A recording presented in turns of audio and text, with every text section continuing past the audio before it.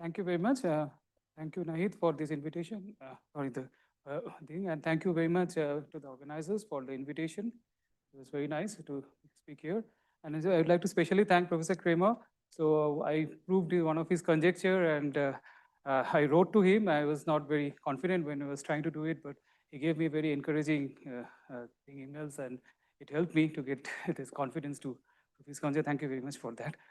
Okay, so today I'm going to talk about something else. I'm going to talk about these Galois orbits of new forms with quadratic newton-trapeze. And this is a joint work with my students, Srijan Das, Tirupati Das, Tathagata Mandal, he is a former student, and Shudipa is a Chandrashil student. Okay, so let's go slowly. So let's start with this space Sk of n psi. This is the vector space of new forms of weight k, level n, and newton-trapeze psi. So all of these quantities is going to play important role in what is going to come. So if you start with any new form here, it has a Fourier expansion. It is given by fq equals to summation n greater or equals to 1, an q power n. So this space, this vector space, has a basis consisting of a normalized Hecke eigenform. That just means the first Fourier coefficient is 1, and for every n greater or equals to 1, you have this Tn of f equals to an of f. So the Hecke algebra Tz, which is consisting of all those Tn, this acts naturally on this vector space of new form. This is what we want to work on. So this talk is all about a very basic thing. You have the certain vector space, and we have a certain group, and this group acts on this vector space, and we want to count the number of orbits under this action, the basic group theory statement. So this vector space is this Sk of n psi. This is the object we want to study, and this GQ, I will come to it. So this is the Tz, this Hecke algebra. It came up several times in this conference, particularly in today's morning talk also. So, but we are interested in another Hecke operator, namely Atkin-Li operators. And it's not part of this, but it is very important operator, Hecke operators, and we are going to use it very crucially. Okay. So if you take this level n equals to 1, this, as you can see, if you take this Fourier expansion, you can see this k comes to the picture. So you have this Tm, so this is your k. So today's thing is that if you take this, if you take this, this is your dimension again from dimension of the 5th chapter. So if you take this dimension of this space of modular forms, it grows with k. Okay. So if you just k grows, it goes with k. So this vector space dimension, this grows with k, and it grows linearly with k. So I have no g here. So then this grows with k. So the main point is that if you have this group G acts on this space, then this dependence on this k goes. Okay. So now I just talk about this. This is the vector space V we want to talk about. And now you have this Galois group, GQ, acts on this space of modular forms. If you take this group is one of the most important group in number theory. So I think modern number theory is all about understanding this group. So you have this Fz, it will act on this modular form by F sigma z. And if you start with a new form, then F sigma is again a new form. But unfortunately, if you take this, you start with a modular form with newton-trapeze chi, it goes to this chi sigma. That's not annoying, but it's true that if it will go to some other field, and you have this EF, this is a finite extension of Q. All this Hecke operator acts on this vector space, and you have this this homology group. This is a finite generated ring group, and the Hecke operator acts on that. And this you can prove that this is EF is a finite extension. So if you just take one modular forms, then this orbit size, this action of this Galois group, we are interested in, you have a group G, and you have this action, this orbit size is EF over Q. Okay. So it depends on the modular forms, and yeah, it's very much dependent. Okay, so this is a paper in 1997 paper of Hida and Meda. So they made this conjecture, and I'm really impressed by this paper because, like, if you look at this paper, they are saying that Meda knew about this conjecture from 1980. So nowadays, like, we just open ChatGPT and do some computation.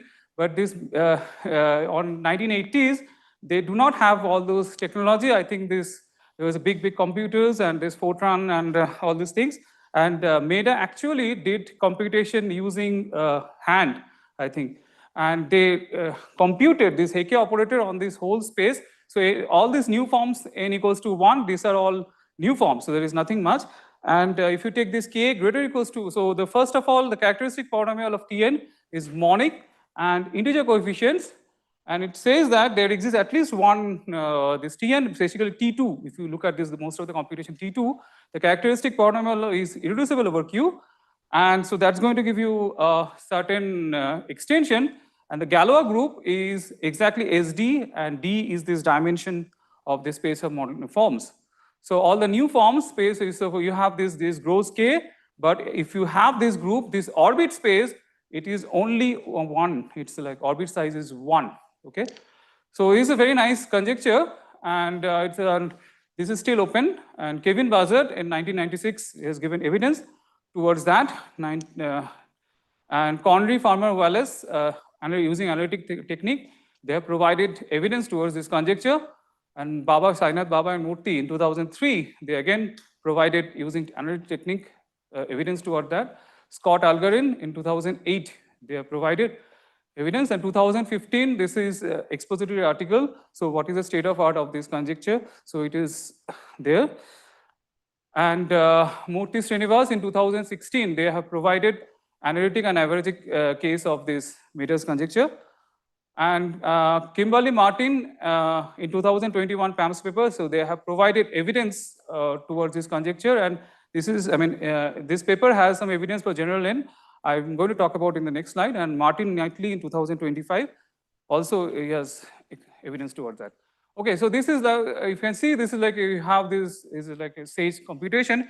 If you state a modular form, if you have a basis, it has a nice basis.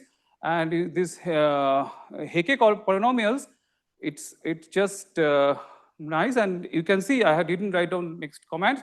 You can see this is your degree. This is, I have taken this modular form. It has Eisenstein series also. That's why it factorizes. This correspond to the Eisenstein part. And this correspond to the crazy looking polynomial. This is for the cos forms. And if you give few comments, you say crazy looking polynomial actually is irreducible over Q. And this Galois group, that also you can do it. Galois group is S3. So this conjecture is true. And it is reasonable amount of thing. This conjecture is definitely true. Okay, so you have to distinguish between the CM and non-CM forms. If you start with the CM modular forms, then if you apply F sigma, then F sigma is again going to be a CM modular form. CM modular form, those are coming from GL1. So as a Galois representation, it is induced representation. If you take this F sigma, so this again is induced from this the same chi with chi sigma. So you have a fixed n and weight k and event type is psi. Epsilon. So we denote the CM and non-CM Galois orbits by CM of nk epsilon and non-NCM of nk epsilon. So CM is kind of like we know is like how does it behave. So basically what we will be interested in non-CM new forms, and the rest of the talks we will be for general N, for general K and event types, we will be interested in how big is this set. Okay, so the generalization to the higher weights, so if you take this n greater than 1, the characteristic polynomials Pn of x, even if the cos forms, it breaks up into reducibles. It's not it's similar to this Eisenstein series. It's not Eisenstein series, but yeah, it breaks up. It's not a one orbit, but the several orbit. And Tsaknias, if you take the trivial element apples for gamma naught of n, Tsaknias has provided computational evidence to show that this NCM of nk becomes constant for k large, and the limiting value NCM of n is multiplicative n. So the Meda, roughly speaking, Meda is going to tell you there's weights. If you fix an n, so it's like a weight aspect. So it do not. So if you take a Galois group comes in the picture, the k is gone. So the k is independent of k. So this is basically Meda's conjecture, and this for NCM of n. Yeah, any questions?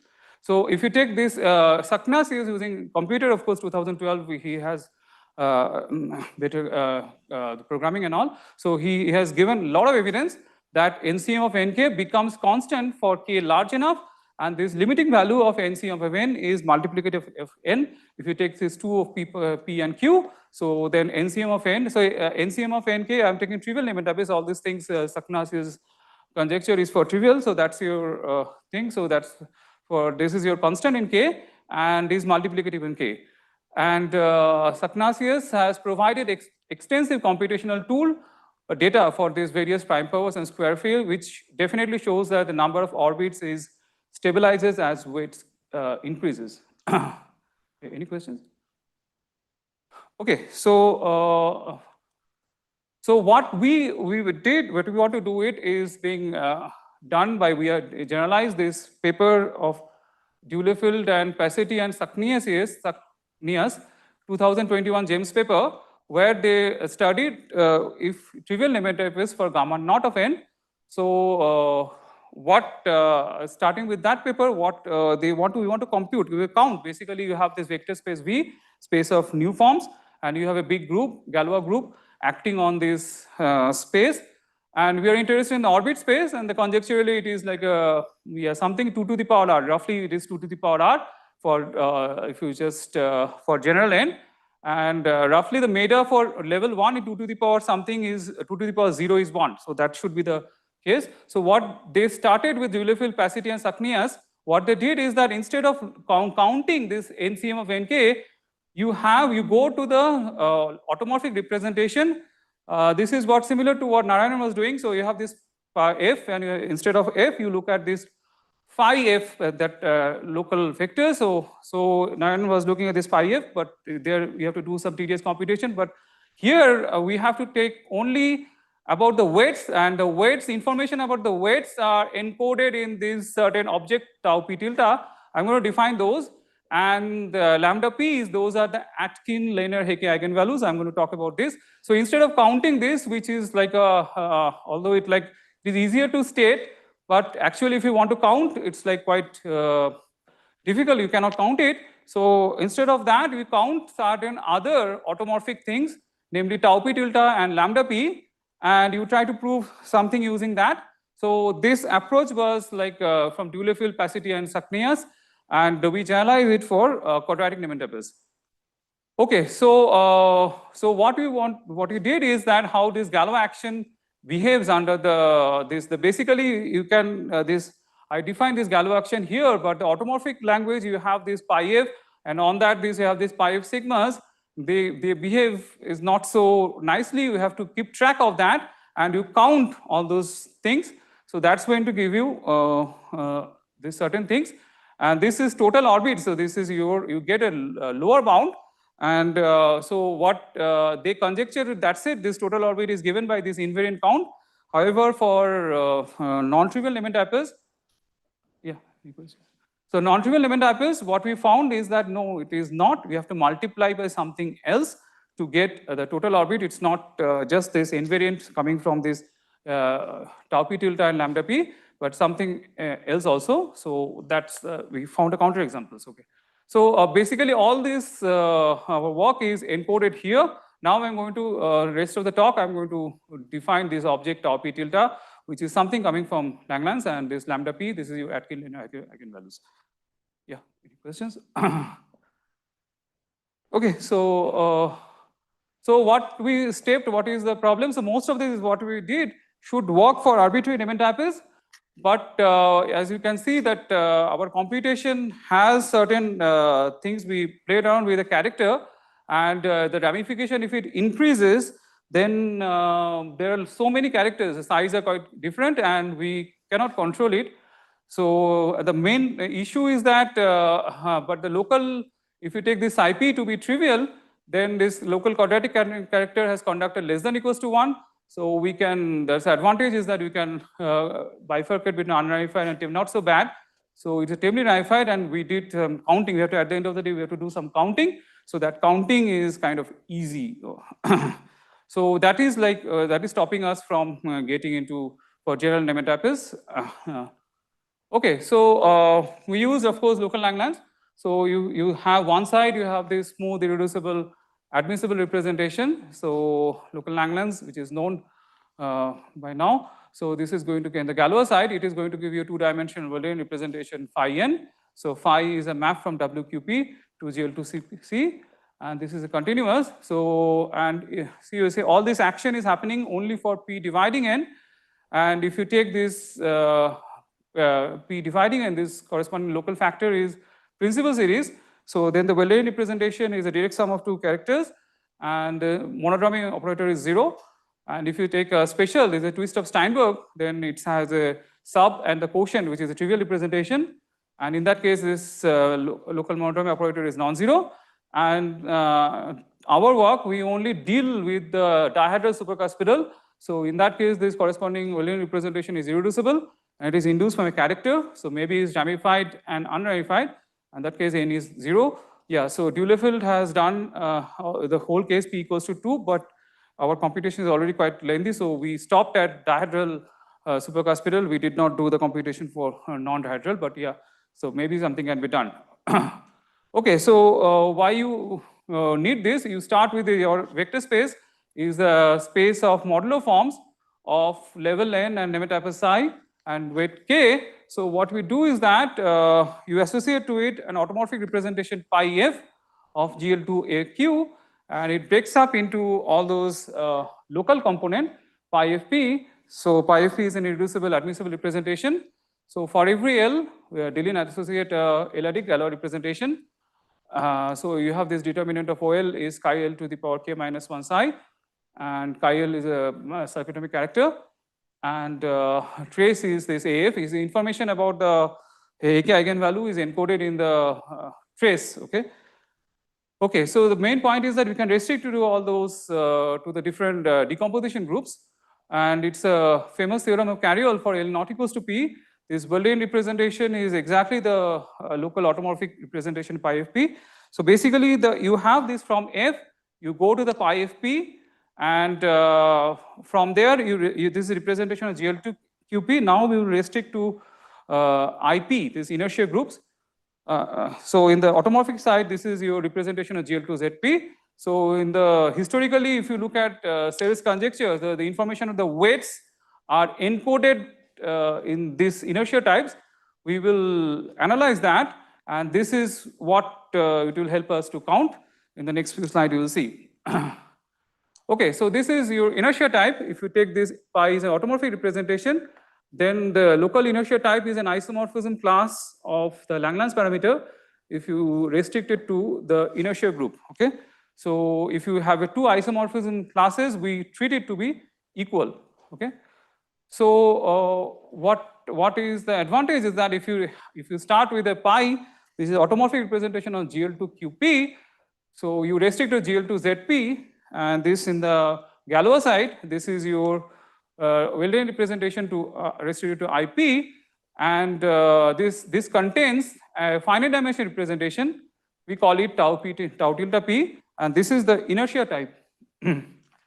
Okay, and this is a very famous theorem, the Guy-Haniot, that says that if you start with any pi prime, so the problem I'll tell you is that if you start with a smooth irreducible representation, but not all of them are coming from modular forms, and so we have to somehow play around so that ensure that this smooth representation is actually coming from modular forms. We are starting with a certain space, and it's not guaranteed that it will lie inside the thing. So we have to play around with that representation theory a bit. So this theorem of Guy-Haniot is going to tell you that how if it is varying this by a thing, how does it vary? And we found this thing from Jared Weinstein's thesis, but there's a Guy-Haniot's theorem. So it just gives you information about this. You see, this in this GL2, this finite dimension representation is going to give you information about the weights. So how they are when they're equivalent, how they are related. Okay, so this is an important theorem. Questions? Okay, so so as I told you, our problem, you have this Galois group. You have this Galois group of GQ, Galois group of Q bar over Q acts on this vector space. If you take, we want to understand this. You have this pi f, you have this f sigma. How does this f sigmas? You have the local representations. How does it behave? So we need to keep track of that. You need to keep count of that. And if you take this pi 1, pi 2 is a smooth irreducible representation. So you say that they have the local inertia types. if there is tau pi on and there's sigma, so you have this GL2C, this Galois group acts on that. If they agree, we define it to be the same Galois conjugate local types, and we will count. Remember, we want to count these lambda tau p's and lambda p, and this induces an equivalence relation on this AP, and we call the corresponding equivalent class the local type Galois orbits, and we count that how many local orbits are there. Yeah, so this is so the main problem is that we want to ensure that it is coming from the modular forms of the type what we are starting with. This is, you see, I mean, if this is like a representation, it may not coming from the modular form that we are starting with.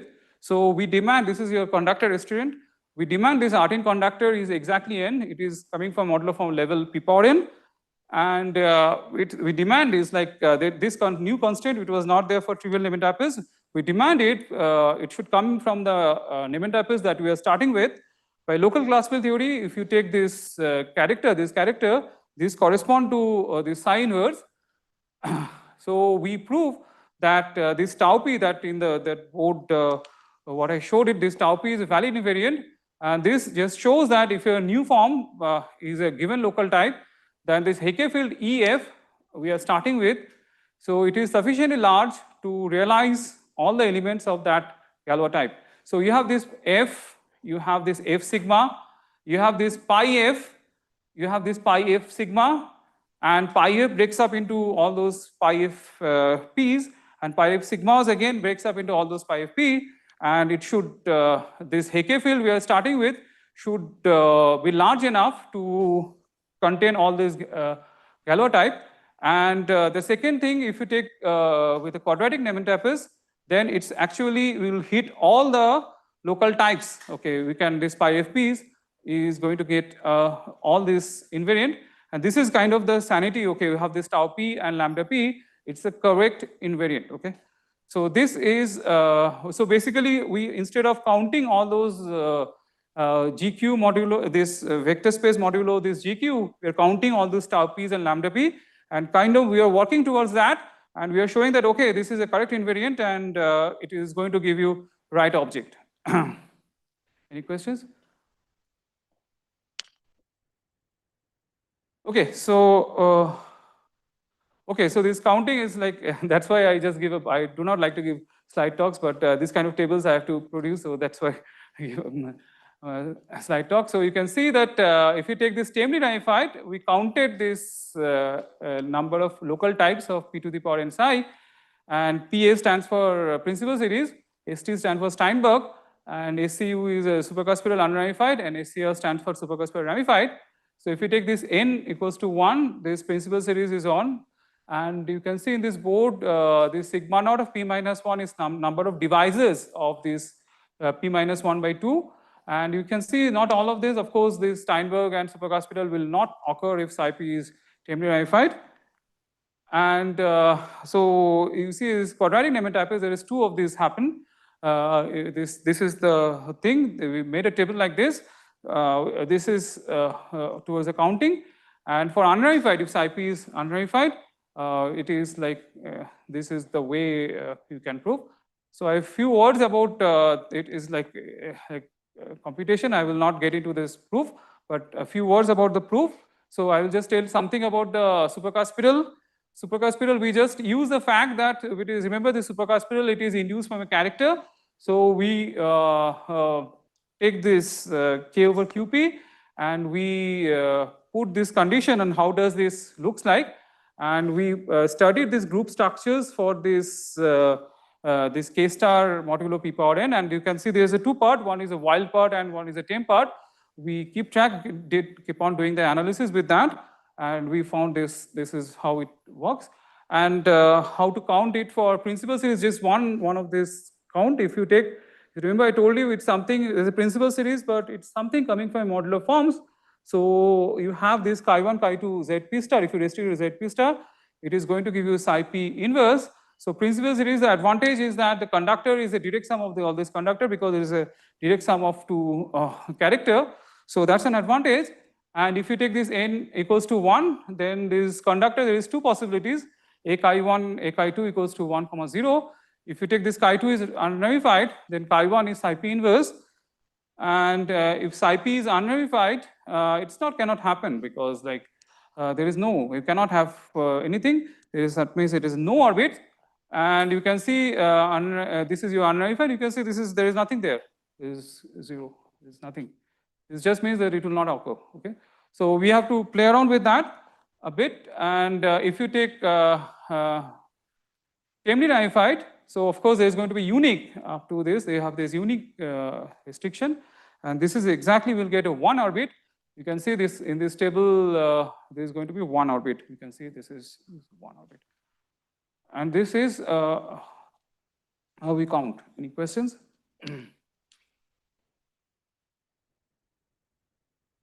Okay, so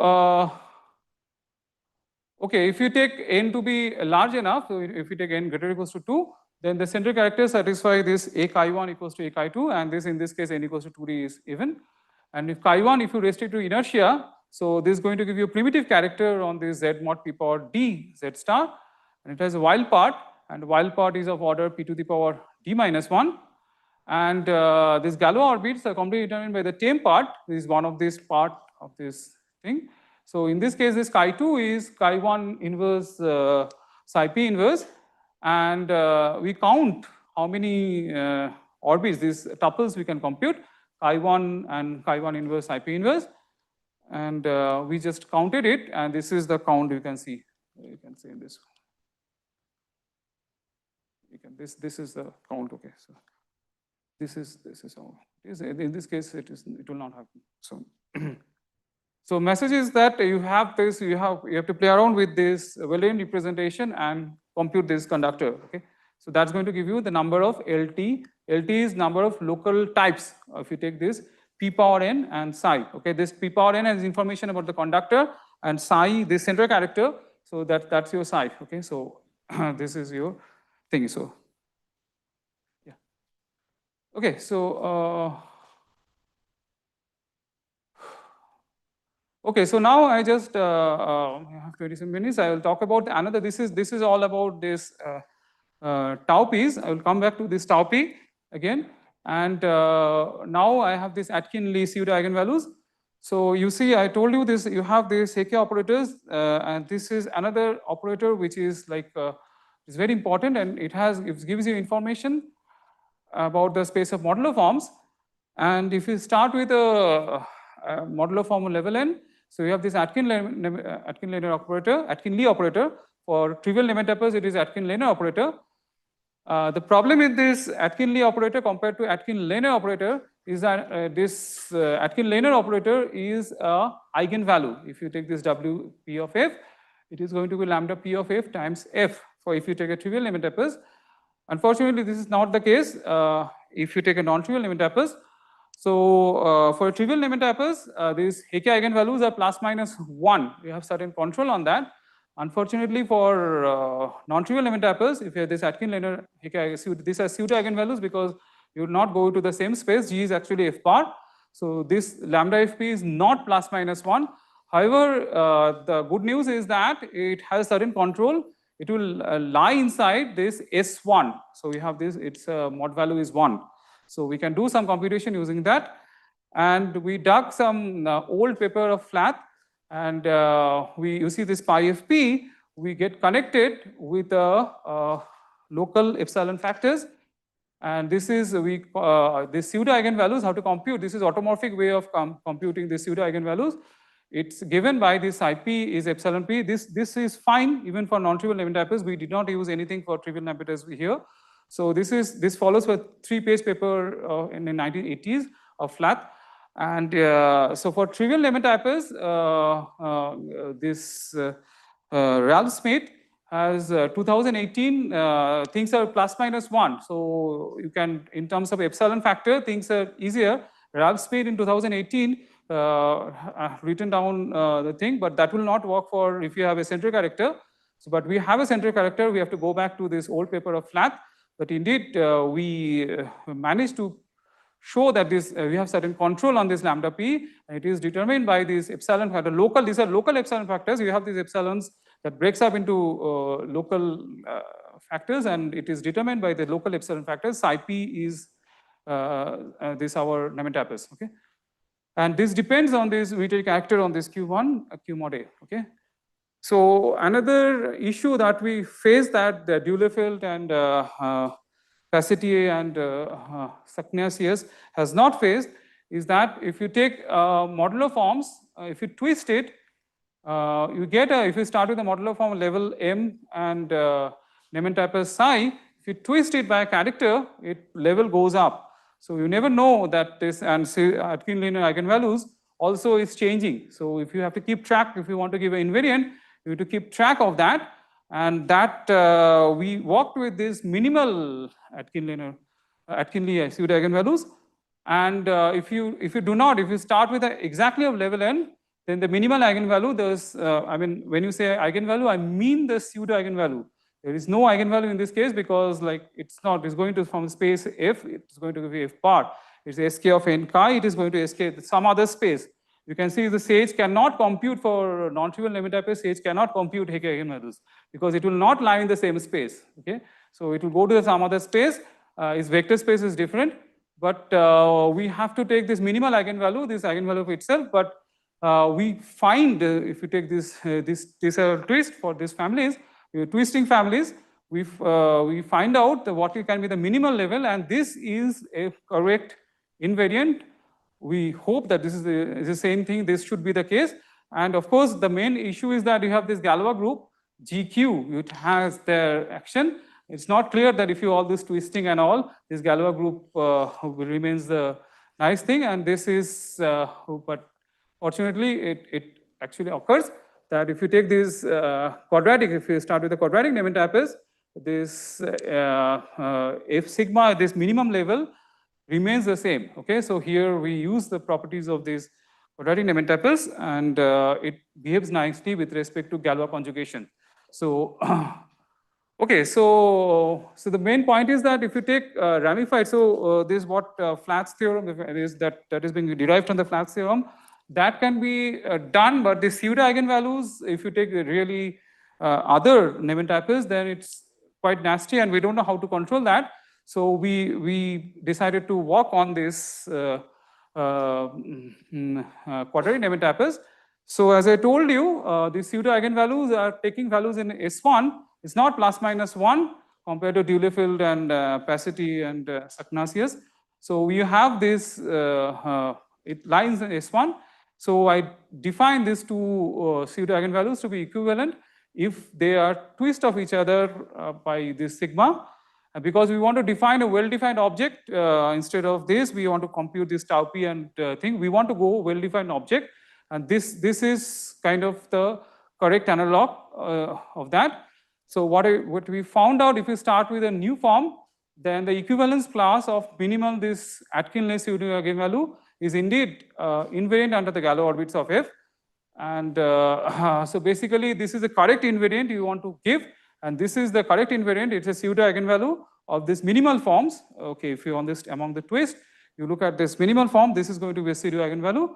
And this is, of course, you expect it to be the correct invariant. And this is, we counted. If you start with if you remember what you are looking at, you want to get information about the weight, where the information is encoded. You have this GL2ZP. Inside that, you have a finite dimension representation. Tau tilde, so that's a finite dimension representation, but you need to have, that's your tau tilde. So if it is coming from a modular form of certain level, if it is a ramified principal series or a ramified twist of Steinberg or an unramified supercuspital type, then the pseudo eigenvalues is same for all those modular forms. So this one is going to tell you that this is exactly the correct invariant. Okay, so if you twist is all the modular forms, and you take the pseudo eigenvalue for the minimal one. But however, if you take this tau tilde to be a principal series, ramified supercuspital type, or an unramified twist of Steinberg, then the pseudo eigenvalues is up to sign. And two values are interchanged when you're twisting by quadratic unramified character and preserves the inertial types. So you see the problem is that you go from F, you go to pi F, there a lot of things are changing. And if F sigma, you go to the pi F sigma, things are changing. We have to keep track of that. This is, if you want to give an invariant, you need to keep track of that, and things, depending on the type of the representation, things is different, okay? So this is what it is determining. Any questions? Okay, so so I'll just tell you roughly how does we work on this thing for principal series. Other case I will not talk about. So we used again the paper of Jared Weinstein, IISER paper 2010. So if you take a principal series and if you take this principal pi chi1 chi2, so if you take this factor n equals to p power r times m and GCD of pm equals to 1. So we examine the local component at the prime p. Of course, there is three types. One is the ramified principal series, one is the twist of Steinberg, and one is this supercuspidal, but it can be ramified and unramified.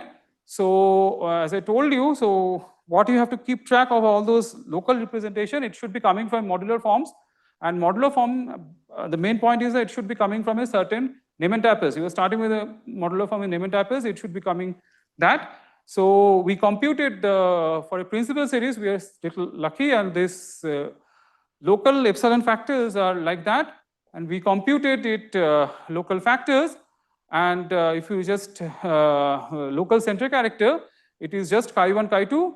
So this one, if you just force, this will force that chi1 chi2 is actually psi mp, and the value of this chi1 chi2 is fixed globally, okay? Okay, so if you take this tau tilde, so this we determine this restriction chi1 chi2 is completely determined by this IP. The local Gauss sum also depends on this inertial restriction. So once you have that, this local epsilon p. So you see our problem. You're starting with a we want to say that Atkin-Li eigenvalue, but there's Flat's theorem. We related it to the epsilon factors, local epsilon factor, and the main message is that epsilon p is constant on this tau tilde. So it is enough to check how does this epsilon p varies once you have this Galois group acts on that. And this is, we are lucky that epsilon factor is independent of this sigma. If you take this by equation, local epsilon factor and pseudo eigenvalues, so epsilon p is determined by tau tilde. So we can conclude that Atkin-Li pseudo eigenvalues is completely determined by this local tau tilde. So tau tilde determine the weight, and this is determined, this is once you fix that, and this sigma is invariant, and this Atkin-Li pseudo eigenvalue completely determine that. Any questions?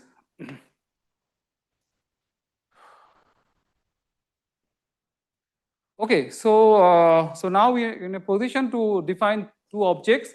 So one is this tau p tilde, that's something coming from this local Langlands, and the second is Atkin-Li eigenvalue. So we start with the modular forms f. We associate to it two objects. One is this pi tilde f pi fp. So this is local inertia type for this automorphic representation. You have this pi f. It breaks up into all those pi fp, and the local inertia type of that. And lambda p is the minimal Atkin-Li pseudo eigenvalue of f. And we count how many Galois orbits are there. So this is a correct invariant. That's all hard work, whatever we have done. So that's a correct invariant. Yes, we have a correct invariant, and we checked that we counted how many are there. So you have further, so we have the space of non-CM of nk epsilon. So Mader's generalized Mader's conjecture is going to tell you it has certain things. So we want to count that. So we boils down the problem to this counting. First we count the local types, but that's not a correct invariant. We have to keep track of the pseudo eigenvalues. So inside the further broke it up into these local orbits, and this is your LO, so local invariance, and this is your p power n psi. So you fix your p power n, and this is your Nementappes psi. Okay, so this is a new phenomenon because that was not there in Dulefeld, opacity and Tsaknias. because like for them it was like a plus minus 1. For us it's pretty complicated because it's like it lies in the S1. And so what we found is that some of them are going to give you symmetrics. This lambda, these Hecke eigenvalues at this place is same as this minus lambda.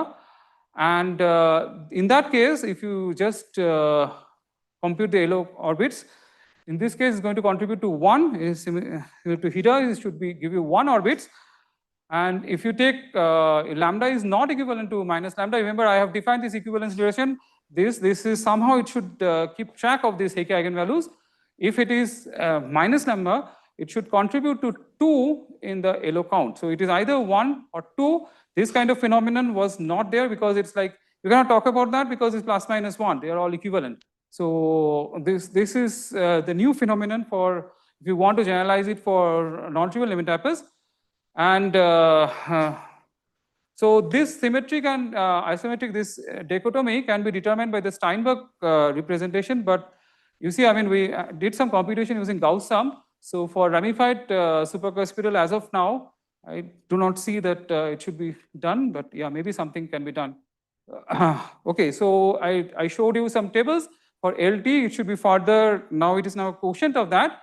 And this is this is your LO, this is the new invariant. We computed, and if you take this AM is the largest power of P plus 1. So if you take this N equals to 1, and if you take this IP is extremely ramified, for P odd, you can say, you see, I mean, for number theories, 2 and 3 is a bad prime.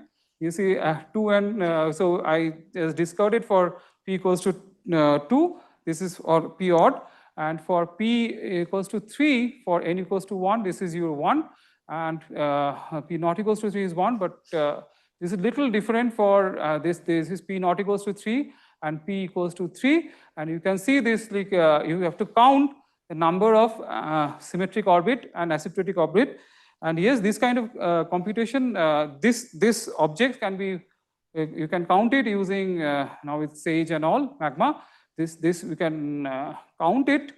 And so if you take this IP to be unramified, so in this case, IP if N equals to 1, this implies this IP inverse of P is 1. And in that case, this P, this is equal, oh, this is, oh yeah, so sorry, there is two rows the same.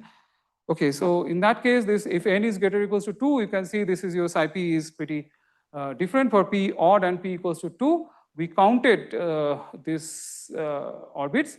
This is asymmetric and asymmetric. This you can see in this table there is no symmetric things.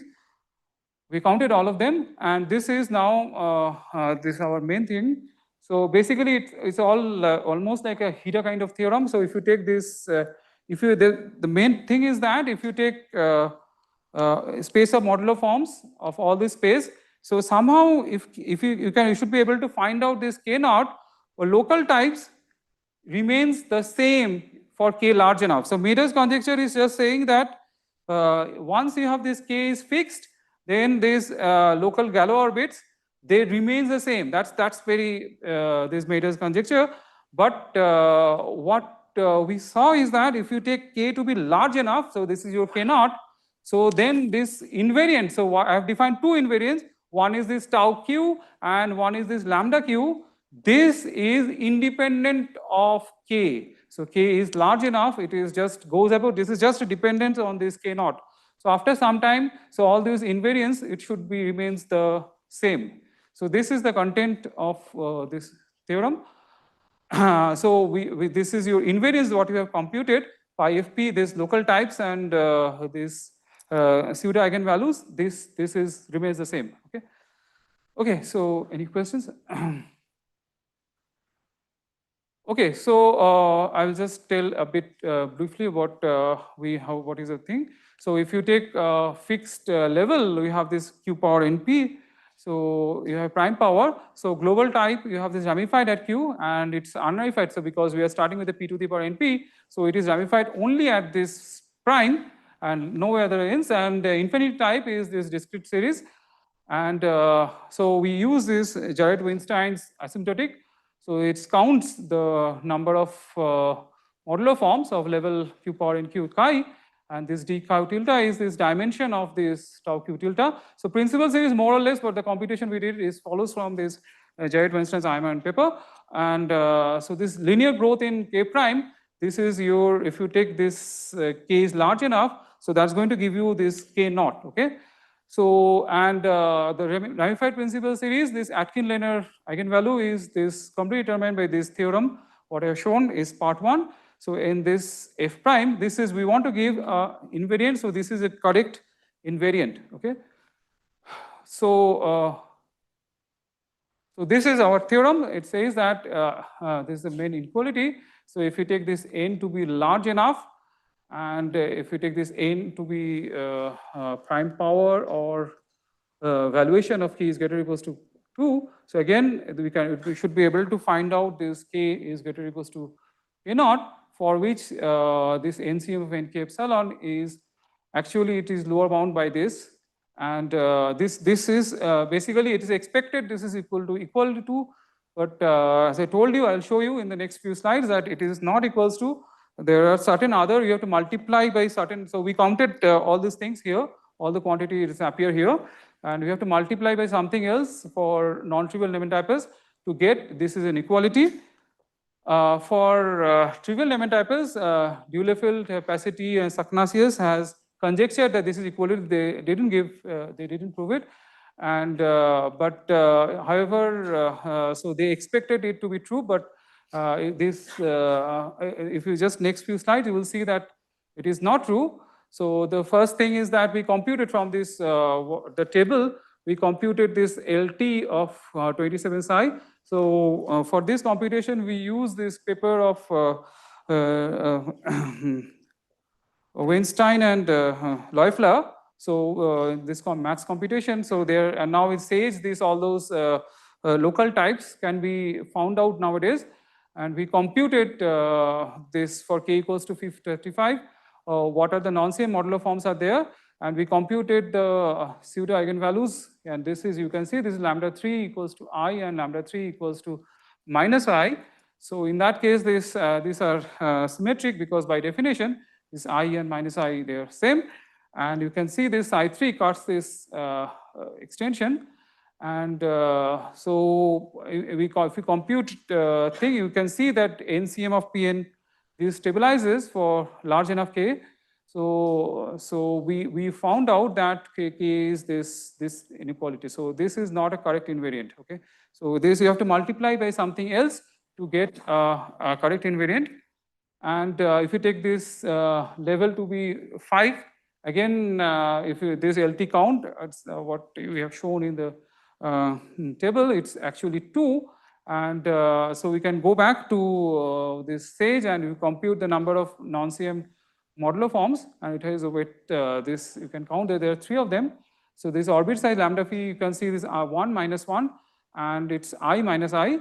So this I5 cuts out this extension q square root of 5, and you can see this 1 is same as minus 1, and I is same as minus I. So this asymmetric count is 0 because like there is nothing of them because they are symmetric, and this LO is just 2. So again, this you can see this is not true. So you have to multiply here by something to get an equality, which I don't know right now, but it's something that can be done. Okay, so the main observation is that in both examples we have an inequality, but this just shows that this is after some time it should be stabilizes. So it provides the evidence that the local orbit is strictly smaller than the non-same modular form is in a stable range. Okay.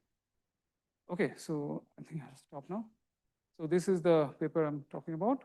Thank you.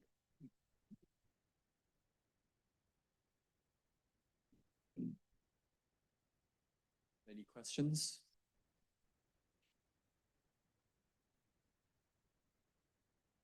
So just right at the end, you talked about this strict inequality that's yeah. Growing. Do you have any sense of whether the sort of gap is consistent, whether it might grow as the level gets very large, or each one? No, it should level. It should definitely depend on the level. P power n it grows and it goes. Yeah, but if you're doing NCM minus LO. Ah, okay, okay. So that's. Do you have any expectation? No, we have not computed that, but yeah, there's few examples, like we computed some few examples. Yeah, there's inequality. Okay. We have not. A Yeah, bit later. yeah. So.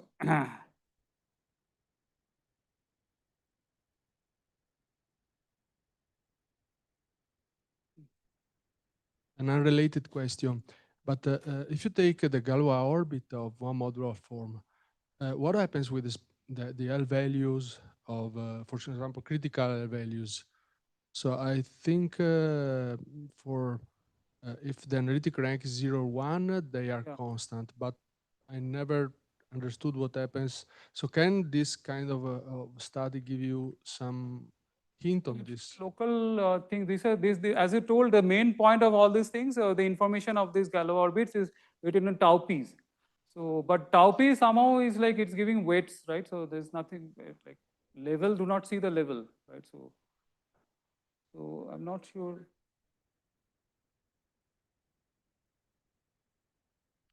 I have not thought about it. Maybe I can think about it. Yeah. Any other questions? Thank you for the question. Okay, let's thank the speaker again.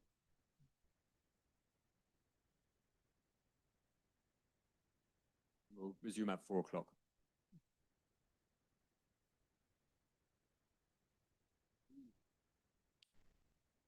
Huh?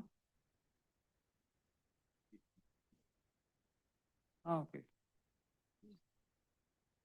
What, why rank 2?